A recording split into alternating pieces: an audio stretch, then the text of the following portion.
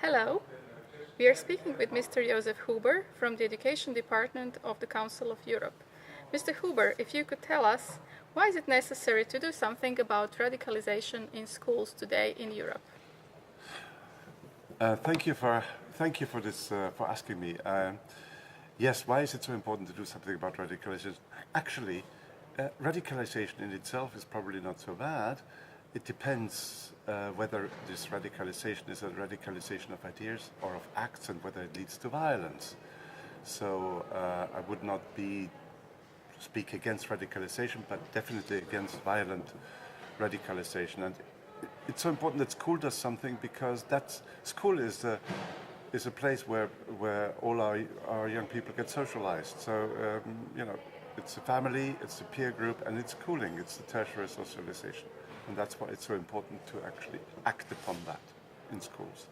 Okay, can you tell us something about convivencia, what it is and what's it all about?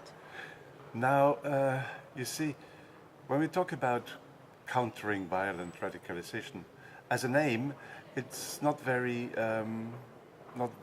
positive. It's combating or being against something. So we need to put something into place, an aim that reminds something positive, so that we go towards something agreeable, positive, good, and that's where convivencia comes in.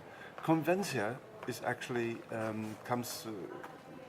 is a term that was used back in the Middle Ages for the harmonious living together of religions in then Spain.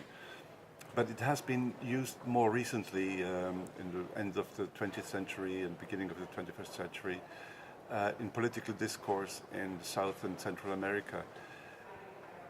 In both cases, it speaks about the same. It's about living together in a way that we solve conflicts without resorting to violence, where we live together in a way that accepts the humanity, the legitimate humanity of everyone, and that goes for in modern terms, one would say, for a win-win solution.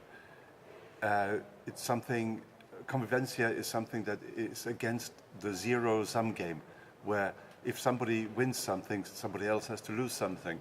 So this is not convivencia. Convivencia is finding solutions that benefit everyone. Mm-hmm. In your opinion, how can schools promote convivencia? What can schools do?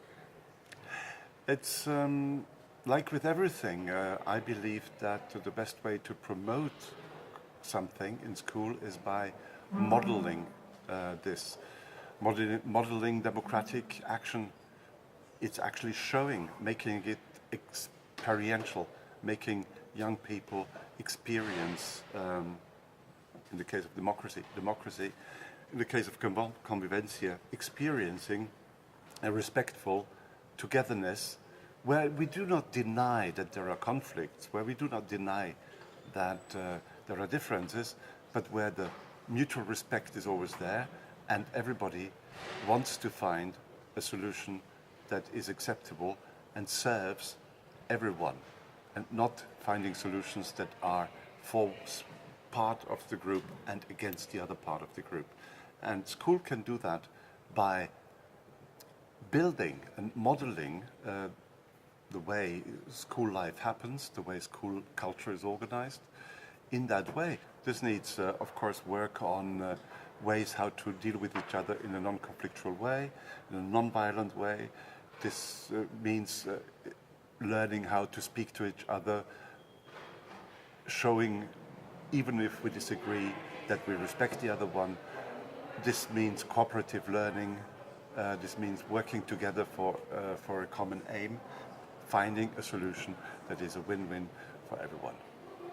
Thank you, Mr. Huber, for sharing your views with us. Thank you for asking. It was a pleasure talking to you. Thank you.